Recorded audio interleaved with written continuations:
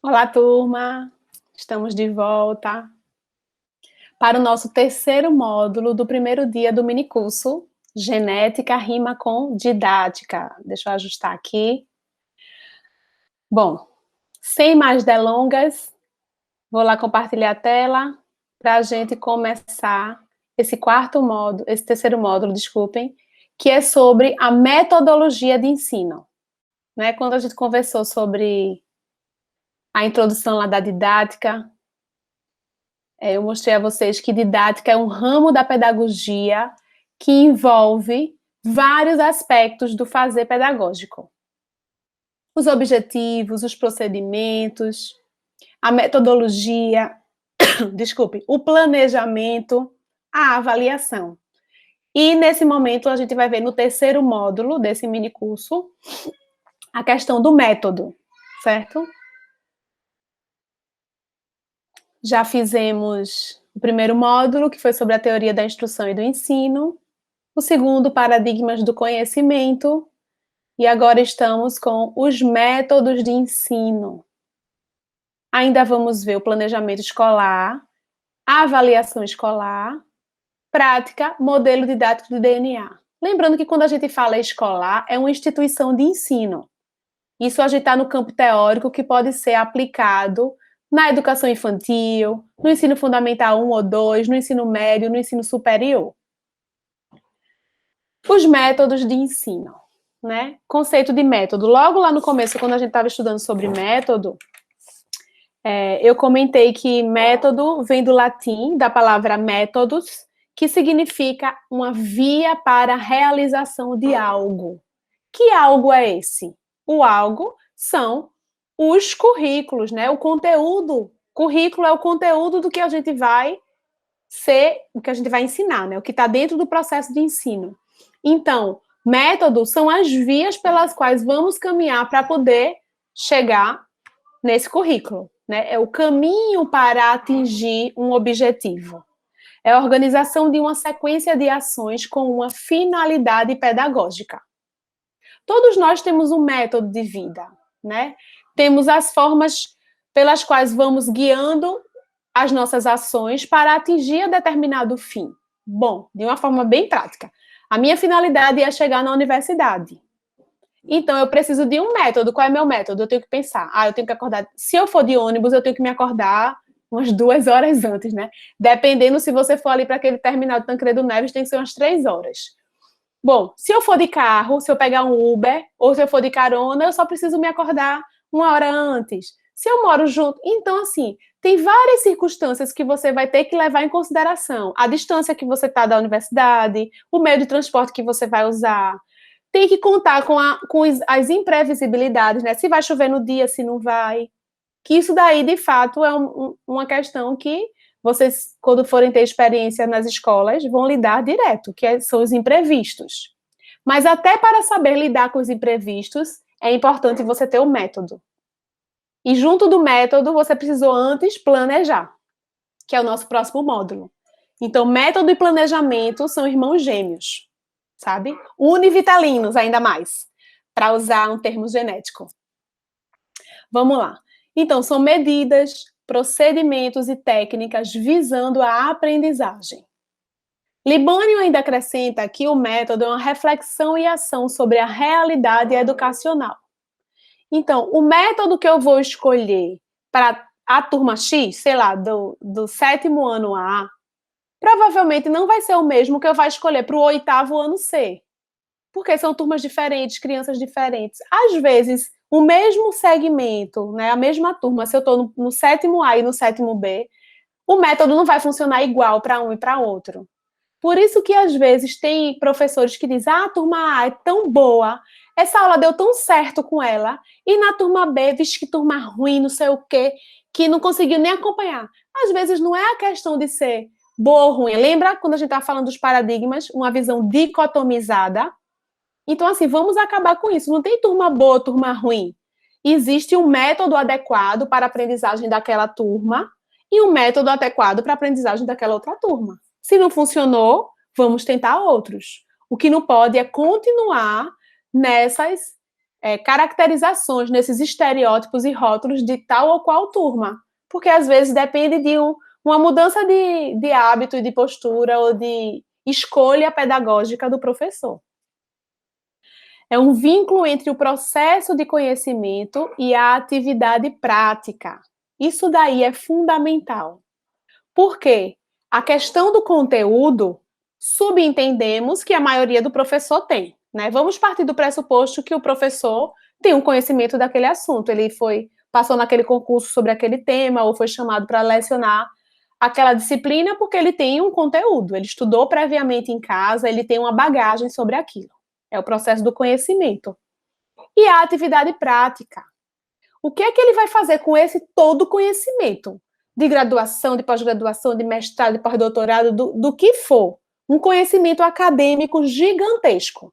Só que aí, na hora da atividade prática, como é que ele vai transpor esse conhecimento, que na academia a gente conhece esse conceito como transposição didática, como é que ele vai transpor para uma sala de aula? Então, no meio dessa transposição, vários assuntos e itens vão ter que ser filtrados. Os métodos de ensino regulam as formas de interação entre ensino, aprendizagem, professor e aluno. Lembram que eu falei, quando eu estava falando do ensino, que ele é para além do triângulo professor, aluno e conteúdo? Então, assim, os métodos de ensino, eles vão regular essa forma de interação entre conteúdo, professor, aluno, aprendizagem, ensino, essa forma complexa que a gente já tem visto nesse processo da didática.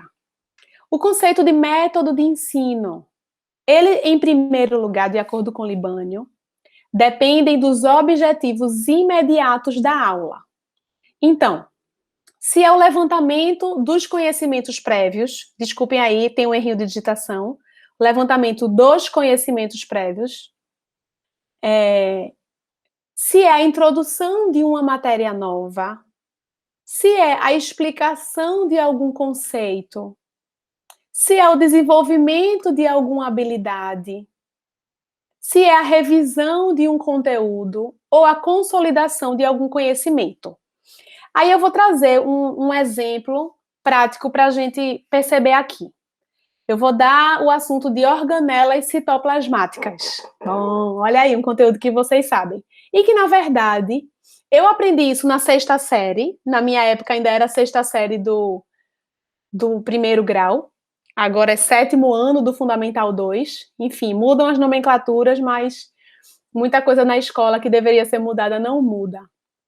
Eu aprendi lá e até hoje eu sei.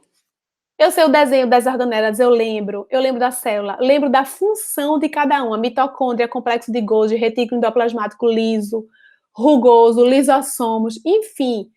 É tão interessante isso que, quando a gente falou anteriormente, uma das importâncias do ensino é que ele consolide e seja duradouro. Que ele não dure apenas até a criança cruzar a porta da sala depois da prova. Ele precisa, de fato, ter sido consolidado naquela vida escolar da criança, ou do estudante, né, como um todo. Me perdoem sempre falar criança, porque é o meu universo de trabalho. Então, eu estou fazendo lá uma aula sobre organelas citoplasmáticas. Se eu quero saber o levantamento, saber o que as crianças já sabem sobre o que os alunos já sabem sobre esse assunto, aí eu vou pensar num tipo de atividade, numa metodologia específica. Se eu quero introduzir essa matéria nova, já de cara, porque eu sei, olha, eles nunca viram esse assunto, eu já vou começar direto. Se eu quero explicar os conceitos, o que é citoplasma, o que é célula, o que são organelas.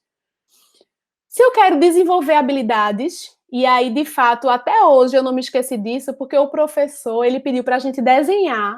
Ele já pedia nas aulas de ciências que a gente trouxesse um caderno de desenho, porque ele pedia para a gente desenhar tudo. E eu desenvolvi muito minha habilidade de desenho, que nunca foi meu forte, mas nessas aulas. Então, eu desenhei as organelas, eu lembro demais até da página de cada uma, aí a setinha com as funções. Então, esse tipo de habilidade eu fui desenvolvida a partir do desenho.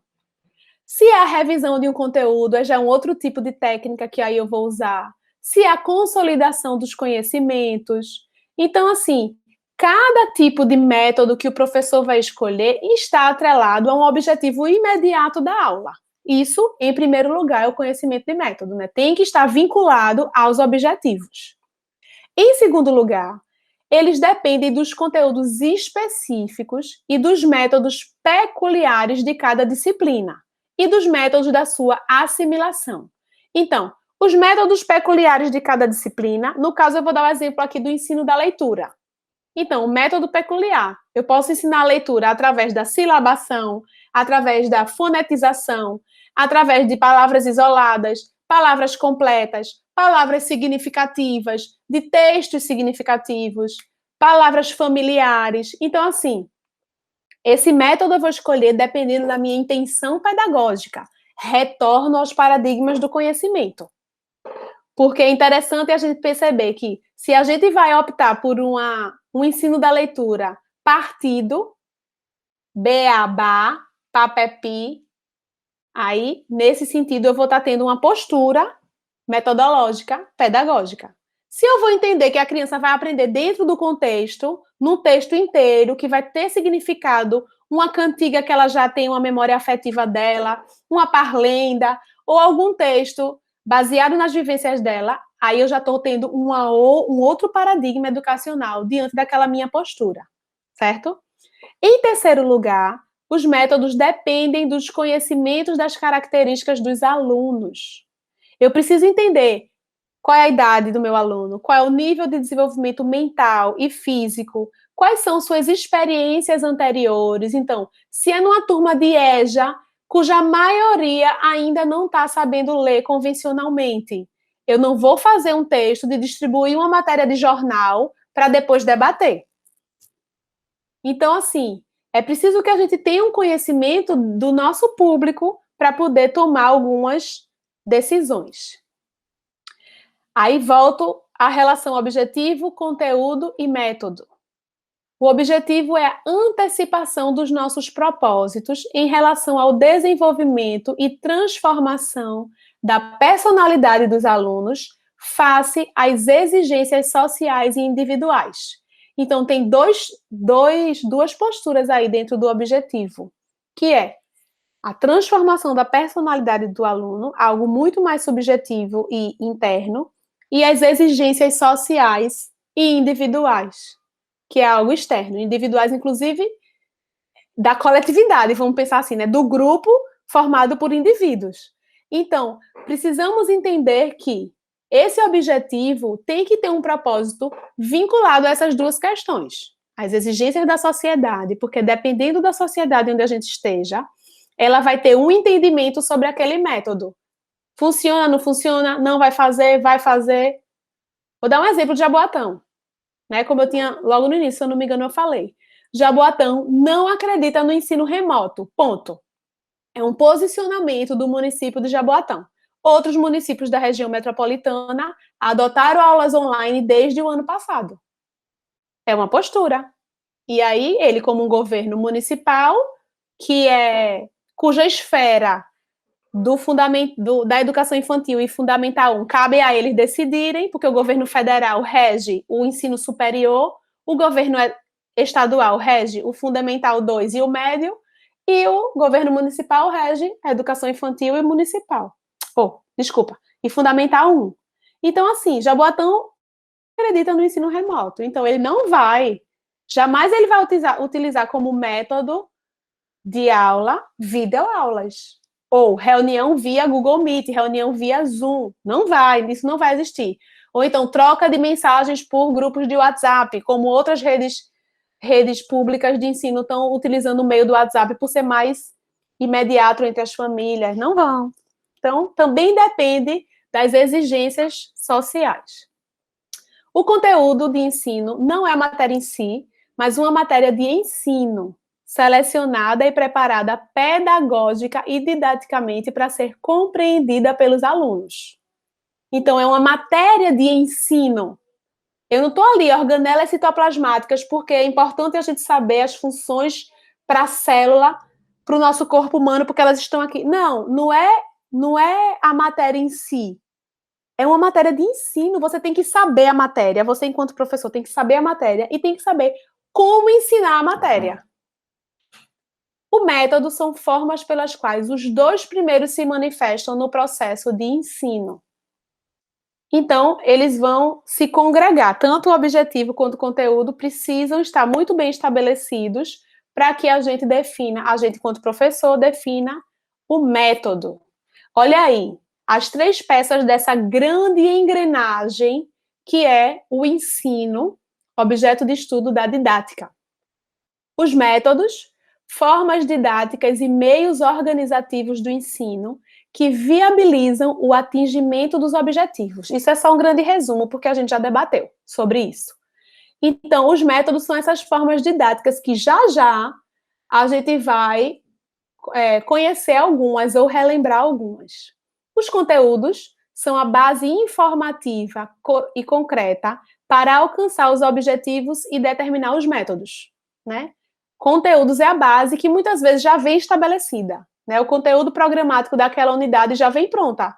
Se for uma escola particular, ela já organizou. Se for uma escola pública, vai ser baseado no que a Secretaria de Educação enviou, e todas regidas pelo MEC, que está orientando através da BNCC, que é a Base Nacional Comum Curricular, para uniformizar o currículo de todas as turmas.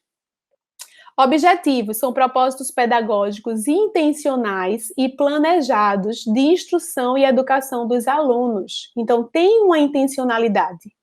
Embora aí até ficou meio redundante, se é pedagógico, é intencional. Lembra quando a gente estudou logo no começo? As atividades educativas diferem da educação escolar, porque a educação escolar ela tem a intencionalidade. Só que como se trata de pedagogia, já tem tudo isso carregado por trás. A intenção, o método, o planejamento, né? Que faz parte da didática. Isso me fez lembrar muito uma situação que é mais questão de nomenclatura. Eu falei anteriormente sobre projeto pedagógico da escola, né? Que é onde tem a visão de mundo, a visão de sociedade, de professor, de escola. Um documento importante que todas as escolas deveriam ter. Algumas pessoas, alguns estudiosos, chamam esse documento de Projeto Político Pedagógico, PPP. Só que outros, e é essa linha que eu me identifico mais, pela qual eu me identifico mais, eles só chamam projeto pedagógico, entendendo que a palavra pedagogia, pedagógica, já carrega todo um sentido simbólico do político. Então, é redundante chamar projeto político-pedagógico, porque a pedagogia já é carregada de política. Mais uma vez, Paulo Freire nos ensinando que educar é um ato político, é uma tomada de decisão, é um posicionamento. Até a falta de educação também é um projeto político. A falta de qualidade na educação também. Que isso aí já é debate para outras conversas, não é? Os princípios básicos do ensino. Então, o ensino tem que ter um caráter científico e sistemático. O professor não pode basear no achismo. O professor não pode chegar com alguma dúvida sobre o conteúdo que ele vai dar. É muita hipocrisia você ensinar aquilo que você não sabe. Então, de fato, o professor precisa ter esse viés científico de produtor de conhecimento. É por isso que aí eu vejo muito na Universidade Federal Rural de Pernambuco esse estímulo, né? Aí tem os programas, né? O PIBID, em outras universidades tem o PIBIC, que é de iniciação científica ou de iniciação à docência, para mostrar que o professor também é um formador de opinião, também é um produtor de ciência, e nós precisamos cada vez mais instrumentalizar o ato docente. Não é vocação, não é sacerdócio, não é heroísmo. Isso tudo a gente ouve como uma espécie de reconhecimento que não funciona. Porque, mais uma vez, sedimenta essa ideia de que a gente tem que sofrer mesmo, é um sacerdócio. Tem que fazer. Não. É uma ciência. Nós temos formação em licenciatura em biologia, licenciatura em química, licenciatura em letras, em pedagogia. Então, nós temos um conhecimento científico sobre aquilo. Não é simplesmente, junta esses meninos e fica ali cuidando deles. Não é. Não é todo mundo que sabe fazer isso. Ser compreensível e possível de ser assimilado. Lembra que eu falei de transposição didática antes? Então, não importa o grau de instrução que aquele professor tenha, o nível acadêmico que ele atingiu, se ele não atinge o principal objetivo da aula. Qual é o principal objetivo da aula? É que o aluno aprenda o que está sendo ensinado. E aí cabe a cada professor traçar os objetivos específicos de cada aula para poder identificar qual é o método que vai usar. Assegurar a relação conhecimento-prática. É importante que o aluno ele veja uma finalidade, uma utilidade prática para aquele conhecimento. O que é que adianta o aluno aprender a escrever por extenso? Sei lá, está aprendendo unidade de medida dinheiro. Aí aprende a escrever 1.259.301,59. Aí escreve lá o menino. Bota o menino para escrever aquilo tudinho, mas depois. 544 reais e 76 centavos. Aí o menino escreve. Está aprendendo sistema monetário e dinheiro, identificar a cédula e dinheiro, escrever por extenso e fazer conta de dinheiro, probleminha de dinheiro. Se quando chega na venda que o menino vai comprar uma pipoca, aí ele dá uma nota de 10 reais, a pipoca é 2 reais, e aí ele não sabe qual é o troco. Então, vamos de fato ensinar ao aluno o que ele precisa aprender. Se não for para a sua vida prática, que seja pelo menos um conhecimento prévio ou pré-requisito para o próximo. Que aí, de algum momento, a gente vai ter uma ideia de que em algum lugar lá para frente ele vai usar na vida prática aquele assunto. Assentar-se na unidade ensino-aprendizagem. Sempre uma unidade, gente. O ensino não está desvinculado da aprendizagem. E a aprendizagem não está desvinculada do ensino. Ninguém aprende por osmose. Ninguém aprende por brotação ou por geração espontânea. Né? A gente só aprende se alguém ensinar. A gente aprende observando, a gente aprende com o outro fazendo, a gente aprende de várias formas, mas tem que ter um terceiro. Né? Autodidatas são poucos que existem por aí, e na escola não é ambiente, né? A escola é ambiente de aprendizagem. Garantir a solidez dos conhecimentos, por isso que durante a aula é preciso a verificação da aprendizagem, né? No final, constante, processual. Vincular trabalho coletivo às particularidades individuais. Então, o que é isso? A gente vai definir um trabalho coletivo, mas entendendo que naquele grupo, cada um vai ter uma habilidade diferente. Cada um vai se posicionar, ou um gosta mais de desenhar, eu volto a falar sobre isso. Isso é prática. A gente precisa entender isso, e eu vou parar nessa tecla sempre que necessário. Precisamos entender qual é a habilidade principal daquele aluno. Organelas citoplasmáticas. Volto a esse assunto. Ele gosta de desenhar. Ele desenha no grupo, vai fazer um trabalho, uma pesquisa. Ele desenha, o outro vai fazer a parte escrita, o outro vai fazer a introdução, porque ele gosta de falar, o outro escreve, o outro vai apresentar. Então, cada um, claro que cabe à escola desenvolver outras habilidades, sim. Não estou dizendo que todas as vezes aquele ali vai ficar sempre desenhando. Mas se o professor percebe essa habilidade mais desenvolvida, vamos explorá-la, vamos aperfeiçoá-la, né? Ou pelo menos mostrar ao aluno que você percebeu aquilo. Mostrar às famílias que você está com essa sensibilidade, esse olhar atento para aquele aluno, né?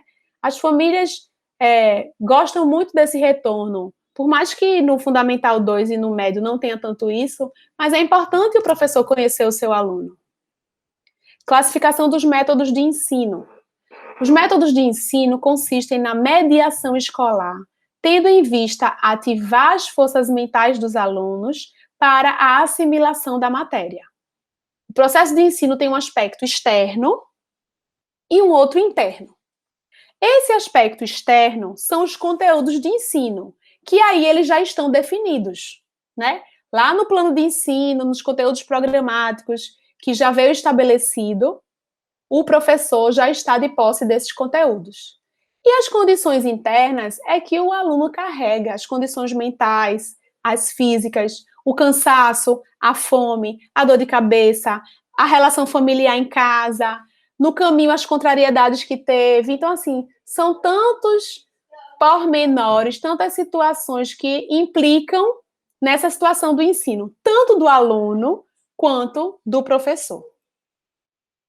E aí nós vamos para a classificação dos métodos de ensino, a parte prática agora. Algumas são mais familiares, outras são mais desconhecidas, inclusive dessa que vos fala. No método de exposição pelo professor, que aí eu vou pegar aqui no livro para a gente acompanhar, não tenho receio nenhum. Fiquei muito feliz porque eu consegui pegar um exemplar desse livro. E aí, o método de exposição pelo professor. Neste método, os conhecimentos, habilidades e tarefas são apresentadas, explicadas ou demonstradas pelo professor. A atividade dos alunos é receptiva. Agora, notem que ela é receptiva, mas não necessariamente é passiva. Ou seja, como é o momento do professor estar expondo, então o aluno naquele momento silencia para poder ouvir. É uma condição básica da comunicação. Para um falar, o outro precisa ouvir. Só que isso tudo tem que ser combinado, o professor com a turma, antes. O professor vai dizer, gente, vou expor agora um conteúdo novo.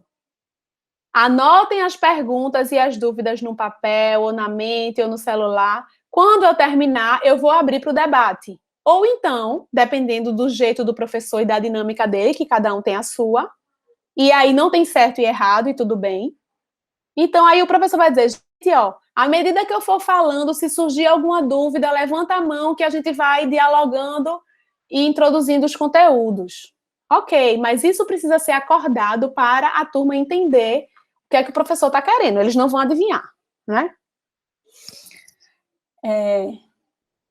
A exposição da matéria continua sendo, pois, um procedimento necessário, desde que o professor consiga mobilizar a atividade interna do aluno de concentrar e pensar, e a combine com outros procedimentos, como o trabalho independente, a conversação e o trabalho em grupo, que são outros tipos que a gente vai ver mais para frente.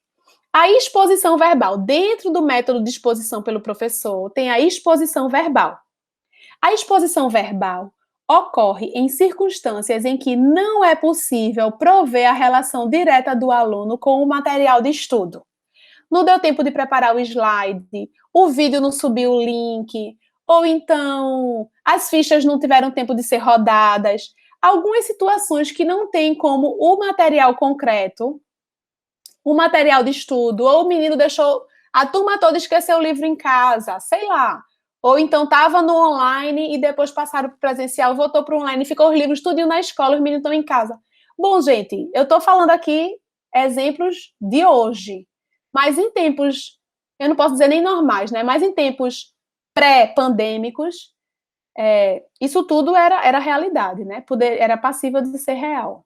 Exposição verbal ocorre em circunstâncias em que não é possível prover, isso eu acabei de ler, né? A relação direta do aluno com o material de estudo. Sua função principal é explicar de modo sistematizado quando o assunto é desconhecido ou quando as ideias que os alunos trazem são insuficientes ou imprecisas.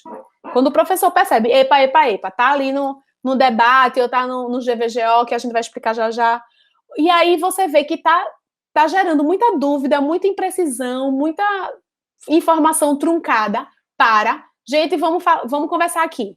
Para um pouquinho aí que eu vou começar a explicar. Então, aí é uma exposição verbal do professor. A demonstração é uma forma de representar fenômenos e processos que ocorrem na realidade. Ela se dá seja através de explicações em um estudo do meio, uma excursão ou um passeio que você vai fazer com a turma, ou através de explicação coletiva de um fenômeno, por meio de um experimento simples. É uma demonstração isso que eu estou fazendo aqui com vocês. Estou usando slides para poder demonstrar o que eu estou querendo falar, né? Por exemplo, explicar o processo de germinação de uma planta, mostrando por que e como se desenvolveu um grão, uma semente. Isso é uma demonstração. Você pega uma situação, uma experiência, e aí vai demonstrar para a turma. Ilustração, como o próprio nome já diz, é uma forma de exposição verbal, mas com algumas ilustrações. Essa semana mesmo, a Semana do Índio, né? Foi semana passada, mas na escola a gente ainda está trabalhando. já que eu falei da temática do índio. Então, a professora trouxe várias ilustrações de tribos indígenas de Pernambuco, imprimiu, colou no quadro e fez a exposição verbal.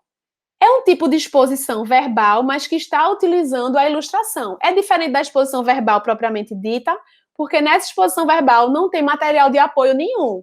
É só o professor com o que ele tem de material mais rico de trabalho, que é a sua voz. Então, é ele com sua voz e pronto. Ilustração, a gente acabou de ver, é uma forma de apresentação gráfica de fatos e fenômenos da realidade, por meio de gráficos, mapas, esquemas, gravuras. Por último, a exemplificação. É um importante meio auxiliar da exposição verbal, principalmente nas crianças melhores, que elas precisam sempre estar dando exemplos. Na verdade, todos nós, né? A gente dá essa ideia assim da criança, mas é sempre bom quando a gente dá um conceito, trazer um exemplo, porque aproxima e é mais fácil de compreender. Ocorre quando o professor faz uma leitura em voz alta, quando escreve ou fala uma palavra, para que os alunos observem e depois repitam. Ocorre também quando ensina o modo correto de realizar uma tarefa. Usar o dicionário, consultar um livro-texto, organizar os cadernos, preparar-se para a prova, enfim. O método de exposição verbal, que a gente conhece mais como aula expositiva, né? De modo como descrevemos, é um procedimento didático valioso para a assimilação de conhecimento. Então, assim, a aula expositiva é importante para introduzir um conteúdo novo ou para verificar se a criança aprendeu no final da unidade. Então, apesar de ser um método eminentemente tradicional, que a gente vê que nas escolas tradicionais se restringe especificamente à aula expositiva, já que é o professor o detentor do saber, o aluno só resta ouvir, assimilar, reproduzir, aprender lá. Então, o professor é só falando, mas o problema está em sempre adotar esse método. Mas se a gente sabe da finalidade, sabe do objetivo, não tem problema nenhum a gente adotar esse método de aula expositiva. O problema, repito, é se sempre for dessa forma. Porque tudo, quando é feito muitas vezes em exagero, prejudica. Até porque a gente sabe, e eu estou aqui conversando o tempo inteiro com vocês, a necessidade de a gente diversificar os métodos de ensino, as verificações de aprendizagem, a forma de lidar com o conteúdo. A gente precisa diversificar para ver qual é o melhor para a turma ou para determinado aluno. O próximo método é o método de trabalho independente.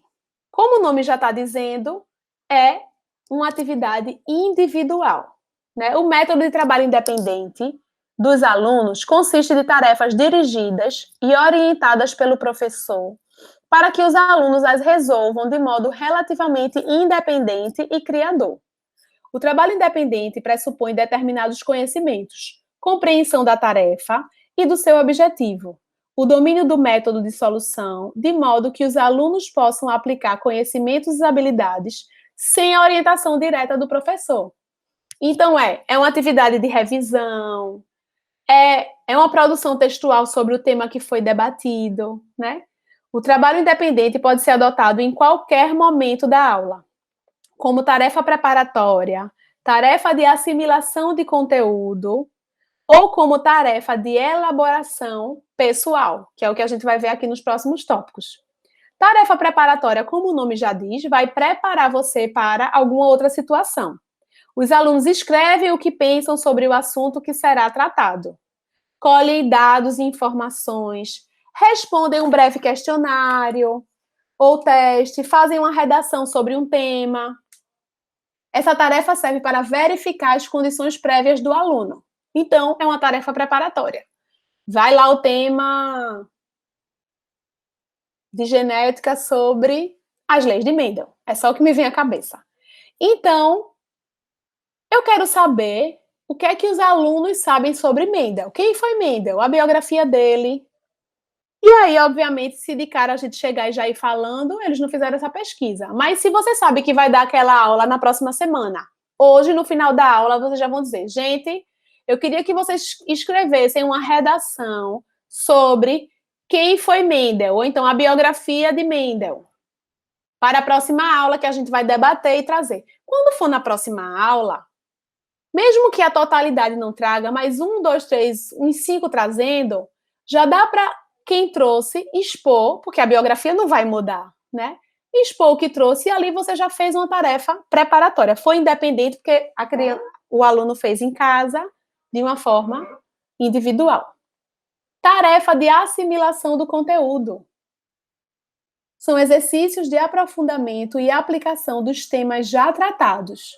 Estudo dirigido, solução de problemas, pesquisa com base num problema novo, leitura de texto, desenho de mapa. Isso são exemplos que ele está dando, né? Tarefas desse tipo podem ser intercaladas no decorrer da aula expositiva ou aula de conversação. O professor interrompe a aula, intercala alguns minutos de trabalho individual ou em duplas de alunos. Então, notem que a diversificação desses métodos é o que vai trazer riqueza para a aula. E tarefa de elaboração pessoal, estudo dirigido. São exercícios nos quais os alunos produzem respostas surgidas do próprio pensamento. Então, o que você entende por lá? Então, tem determinadas perguntas que é importante a gente despertar no aluno esse entendimento do que a gente está querendo. Classificação dos métodos. Então, tem o método de elaboração conjunta. Quando a gente está falando elaboração conjunta, o próprio nome já diz. É tanto do professor quanto dos alunos. Também chamada de aula dialogada ou conversação didática. Esse método tanto pode ter uma condução direta do professor, ele vai falando, dialogando, um conversa, o outro vem e fala e tá lá, que aí acaba sendo uma aula expositiva com diálogo, né? Às vezes essa classificação é muito fluida. Ou discussão entre grupos. O professor divide em grupos, tem aquela discussão, agora sempre lembrando da importância do professor estar interferindo ou passeando em cada grupo para ver o nível de debate que está acontecendo. Porque, óbvio, às vezes o aluno está falando nada com nada que tem a ver com aquele assunto. E depois, quando vai para o grupão, nada foi finalizado, né? Então, é importante que o professor sempre esteja circulando na sala. Uma sala parada, as energias não se renovam. Pode até que o aluno esteja participando, pode ser até uma aula que esteja realmente afetivando o processo de ensino-aprendizagem, mas não teve movimento. Uma aula precisa ser orgânica, precisa ter participação, precisa ter diálogo, precisa ser dialógica. Uma aula. O próximo método é o método de trabalho em grupo. Isso aí no ensino superior é o que dá mais, né? Talvez trabalho em grupo para o infantil e o fundamental não funcionem tanto, porque assim, as crianças não têm independência de se encontrar depois da aula na casa do colega, ou de se reunir em outro momento, ficar um pouquinho além do horário na escola. Eles ainda dependem muito das famílias. Mas no ensino médio e no superior, isso é muito comum, né? Tem o debate, Phillips 66, tempestade mental, ou brainstorm, ou explosão de ideias, grupo de verbalização e grupo de observação, que é o GVGO, e o seminário. Vamos lá, o primeiro, debate. O debate é algo mais comum que eu acho que a gente mais, assim, quem passa por graduação já entende esse tipo de método de trabalho em grupo, que é o de praxe, né? Deixa eu ler aqui o que Libânio fala sobre ele. São indicados alguns alunos para discutir perante a classe um tema polêmico, cada qual defendendo uma posição. Exemplo, elementos transgênicos. A gente pega um aluno que é a favor, um aluno que é contra, cada um vai utilizar seus argumentos e aí depois a turma inteira vai se aproveitar, né, se beneficiar desse debate com a intervenção do professor, sempre. Todo método de trabalho em grupo, sempre o professor vai estar lá como uma palavra final, como um mediador. Esse Phillips 66, confesso que eu aprendi enquanto estava estudando para dar esse mini curso, porque nem na época da graduação de nenhuma das duas, eu nunca ouvi falar sobre ele. Vou ler aqui o que Libânio explica. 6 grupos de 6 elementos discutem uma questão em poucos minutos para apresentar depois as conclusões. Podem ser também 5 grupos de 5 alunos, ou ainda duplas de alunos. O essencial desta técnica é poder verificar rapidamente o nível de conhecimentos da classe sobre um determinado tema no início da aula ou após a explicação do assunto. Então, pelo que eu lendo aqui, é algo assim muito imediato, né, que pode ser feito antes do início de uma aula expositiva ou para verificação no final da aula do que foi aprendido. 5 minutinhos, divide os grupos, vamos falar, vou pegar aquele exemplo da didática, né? Ao invés de pedir para eles colocarem um papelzinho no post-it e botar no quadro, não tem o post-it. Junta, cada grupinho, em 5 minutos, vão definir o que eles entendem por didática. E aí cada um vai, o professor retorna, coloca no quadro as definições de cada grupo e a partir dali vai inquietando, vai mobilizando a turma para chegar no conceito que de fato ele trouxe, que é o conceito de didática, mas sempre se aproveitando e valorizando o que o aluno trouxe de conhecimento prévio sobre aquilo, que ele sempre vai trazer alguma coisa. Já ouviu falar, já estudou em algum lugar, enfim. Tempestade mental, eu conheço mais como explosão de ideias, mas também há quem fale brainstorm, né? Tem um grupo de pessoas aí que adora meter o inglês no meio das falas. E aí tá isso daí que também é muito parecido com o objetivo do Phillips 66, que é algo rápido, que o professor precisa fazer um levantamento do que aquela turma sabe sobre determinado assunto. Só que a diferença da tempestade mental é que não é um conceito definido, né? São palavras mobilizadoras, palavras geradoras que vão se associar àquele tema da aula. GVGO, eu passei o curso inteiro de pedagogia, só as professoras botando GVGO, é isso, vai GVGO. E eu sabia o que era, mas nunca tinha parado para pensar, ou só me liguei agora, que é GV de grupo de verbalização e GO de grupo de observação. Do que é que se trata? Uma parte da classe forma um círculo central para discutir um tema, enquanto os demais formam um círculo em volta. Então, um círculozinho menor no centro e um círculo maior em volta. O do meio é o GV, que é o grupo de verbalização, e o ao redor é o GO, que é o de observação. O GO deve observar, por exemplo, se os conceitos empregados na discussão são corretos, se os colegas estão sabendo ligar a matéria nova à matéria antiga, se todos estão participando da aula. Depois, os grupos são trocados na mesma ou em outra aula. Né? Quem era GV vai ser GO e vice-versa. Nisso daí é importante porque todos precisam ter estudado previamente e vem para debater sobre algum assunto. Quem está na verbalização vai começar a falar sobre aquele tema que foi proposto. Quem está na observação vai identificar se realmente condiz com o assunto, se tem algum equívoco, se todo mundo está participando, se tem alguém que claramente não estudou nada, que não está juntando lé com cré. E aí, em outro momento, aqui você também vai avaliar a postura do aluno. Sempre tem um que é mais cabueta, que vai só se preocupar com se todo mundo está participando.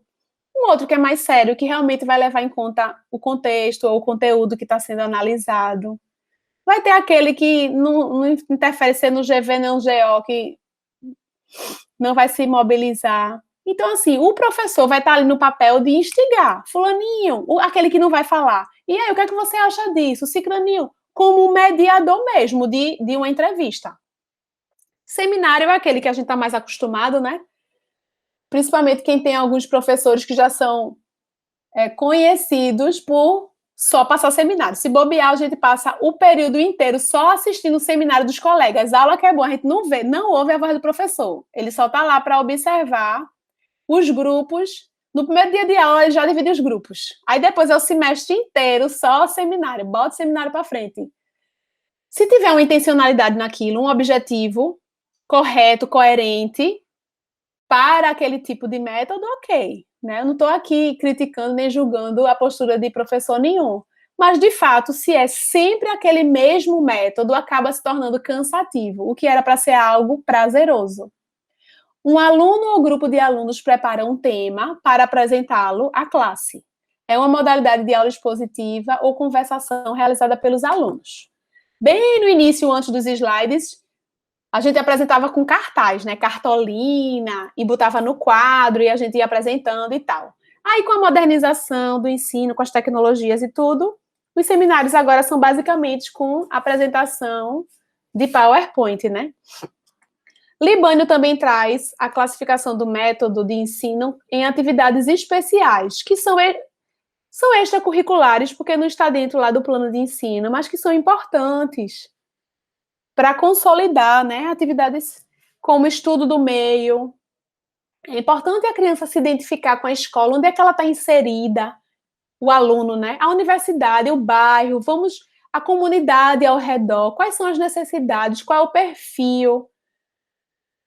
Um jornal escolar, que ali também está incentivando e estimulando a produção textual, o poder de argumentação, de reivindicação. Pode ter um jornal literário, uma área ali de poesias. Pode mostrar quem está participando de esportes, a agenda, o calendário do dia. Então, assim, são atividades extra, mas que também são importantes. Assembleia de alunos, se a escola tiver um museu, uma biblioteca, organizar aulas dentro desses ambientes. E aí, gente, vou encerrar aqui o compartilhamento, mas eu queria mostrar a vocês que Libânio, sempre nesse livro, no final de cada... Para a apresentação aqui, pronto. No final de cada capítulo, ele sempre ele é muito didático, não é à toa que ele fala e escreve um livro sobre didática, porque ele traz, no início do capítulo, ele traz o que é que vai ter naquele capítulo. E aí eu tô meio Libânia aí na organização desse seminário. Depois ele vai fazer os tópicos. Aí depois ainda tem assim, ó, sugestões para tarefas de estudo. Aí tem algumas perguntas para um trabalho independente dos alunos. Então ele mostra a teoria e mostra a prática também. Depois tem temas para aprofundamento do estudo. Isso tem em todos os capítulos. Temas para aprofundamento do estudo. Depois, temas para redação. Olha, vocês se livraram de uma fria, viu? Porque se esse minicurso fosse presencial, eu ia dar um tema para redação e todo mundo ia ter que escrever para trazer no outro dia. Dei aí um salve à aula online gravada. Depois ainda tem exercícios de aplicação. Eita, a luz está encandeando. Algumas ideias de sugestão. E depois a bibliografia complementar. Então, de fato, você nota que Libânio é uma pessoa muito coerente. Ele é professor. Eu assisti a alguns vídeos, até pensei em trazer algum vídeo de compartilhar com vocês. Mas como são vídeos que estão disponíveis no YouTube, aí vocês podem, quem tiver interesse, pesquisa lá.